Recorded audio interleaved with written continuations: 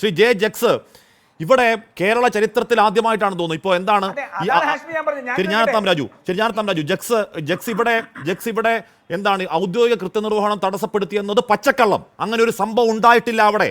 ആ കള്ളപ്പരാതി, ഇനി ആ പരാതി സത്യമാണെന്നിരിക്കട്ടെ, കേരള ചരിത്രത്തിൽ ആദ്യമായിട്ടായിരിക്കണം രായ്ക്ക് രാമാനം അവിടേക്ക് പോയി രോഗിണിയായ അമ്മ അറിയാതെ ആരോരും അറിയാതെ അദ്ദേഹത്തെ പിടിച്ചിറക്കി വലിച്ചുകൊണ്ട് വന്ന് തെളിവുള്ള ഫോൺ അവിടെ എറിഞ്ഞു പൊട്ടിച്ച് അതുകൊണ്ട് അരിശം തീരാതെ ആ ഫോൺ എടുത്ത് കുളത്തിലേക്ക് എറിഞ്ഞ് അങ്ങനെ കൊണ്ടുപോയി എന്താണ് കസ്റ്റഡിയിൽ, വനിതാ പോലീസ് ഉദ്യോഗസ്ഥയുള്ള കസ്റ്റഡിയിൽ മുണ്ടുരിഞ്ഞ് ഷഡ്ഡിപ്പുറത്ത് നിർത്തിയ സംഭവം. ജക്സെ, ഇനി റൂബിൻ നമ്മളറിയാത്ത വേറെ വല്ല അധോലോകമാണോ? നമ്മളറിയാത്ത വേറെ വല്ല ISIS ഭീകരവാദിയാണോ ജക്സെ?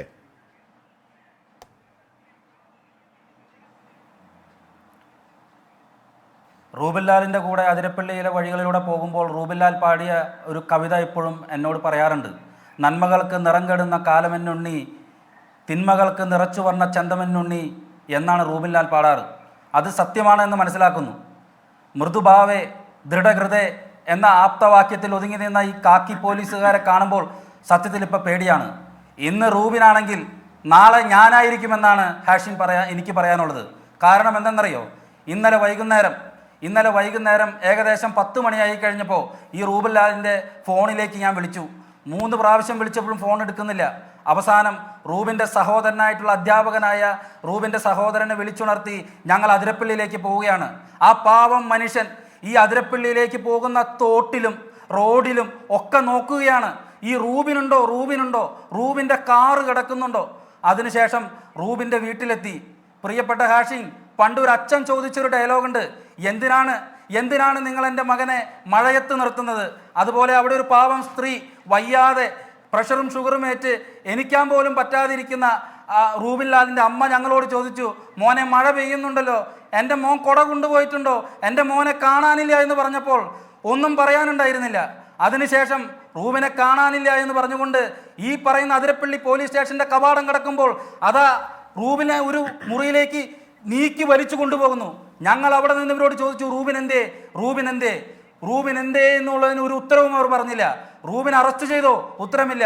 ഈ പാവം സഹോദരൻ ആ പോലീസുകാരോട് എനിക്ക്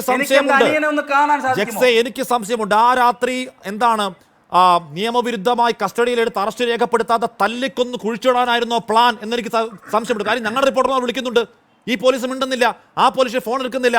CA വിളിക്കുമ്പോൾ CA ഹലോ എന്ന് പറഞ്ഞു വെക്കുകയാണ്. തല്ലിക്കൊന്ന് കുഴിച്ചു മൂടാൻ പ്ലാൻ ഉണ്ടായിരുന്നു സംശയമുണ്ട് രാജിന്റെ മാതൃകയിൽ. റൂബിൻ, ജക്സെ,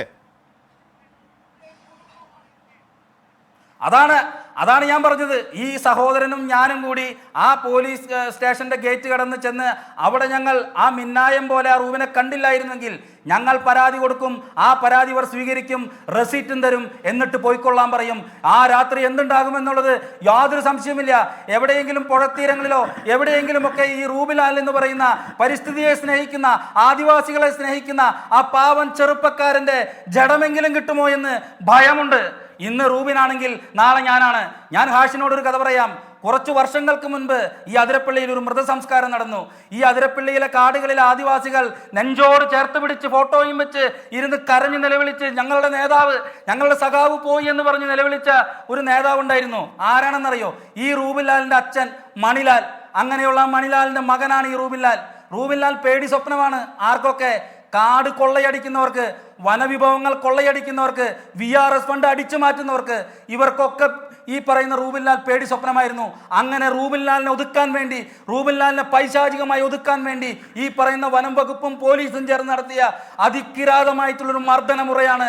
ആ രാത്രി റൂബിൻലാലിന്റെ വീട്ടിൽ കയറി ഈ പറയുന്ന ഉറക്കപ്പായയിൽ നിന്ന് മെണിപ്പിച്ച് കൊങ്ങയ്ക്ക് പിടിച്ച് ജീപ്പിലേക്ക് കയറ്റി നടക്കട എന്ന് പറഞ്ഞ് അടിച്ച് പോലീസ് സ്റ്റേഷനിൽ കൊണ്ടിരുത്തി ആരെയും അറിയിക്കാതെ നീണ്ട മണിക്കൂറുകൾ റൂബിൻലാലിനെ വിട്ടത്. 24 എന്ന ചാനലിന്റെ മാധ്യമപ്രവർത്തകർ ശ്രീകണ്ഠൻ നായർ എന്ന് പറയുന്ന നല്ല മനുഷ്യൻ വിളിക്കാനുണ്ടായിരുന്നില്ലെങ്കിൽ, സൂരജ് എന്ന് പറയുന്ന തൃശ്ശൂർ ജില്ലാ റിപ്പോർട്ടർ വിളിക്കാനുണ്ടായിരുന്നില്ലെങ്കിൽ, ശ്രീകാന്ത് എന്ന് പറയുന്ന കൊച്ചിയിലെ ചീഫ് റിപ്പോർട്ടർ വിളിക്കാനുണ്ടായിരുന്നില്ലെങ്കിൽ, പ്രിയപ്പെട്ട സുഹൃത്തുക്കളെ, ഈ കേസ് ഇന്ന് ഇവിടെ ഇല്ല. റൂബിൻലാൽ എവിടെയാണെന്ന് പോലും പിടിയില്ല എന്നുള്ളൊരു കഥയായിരിക്കും ഉണ്ടാവുക.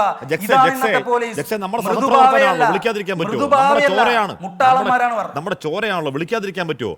അങ്ങനെ വിളിക്കാതിരുന്നില്ലായിരുന്നെങ്കിൽ, ഇടപെടൽ ആകുമായിരുന്നില്ലെങ്കിൽ, റൂബിനെ കാണുന്നില്ല, റൂബിനെ മിസ്സിംഗ് കേസ് ഒടുക്കം ഈ പറഞ്ഞ ഏതെങ്കിലും പുഴയോരത്ത് ശവശരീരമായി കിട്ടിയേനെ ഈ റൂബിന്റെ ജനം. കാര്യം അത്രത്തോളം പകയുണ്ടെന്ന് ഇക്കൂട്ടർക്ക് ആ മനുഷ്യനോട്. ഇവരുടെ കൊള്ളയ്ക്ക് കൊള്ളരുതായ്മയ്ക്ക് ആദിവാസികൾ ഇവർ കാണിക്കുന്ന തെമ്മാടിത്തരങ്ങളെ പുറം ലോകത്തെ അറിയിക്കുന്ന മനുഷ്യനാണ്. എങ്ങനെ പകയുണ്ടാവാതിരിക്കും? എങ്ങനെ ജീവിക്കാൻ സമ്മതിക്കും റൂബിനെ? ജക്സേ,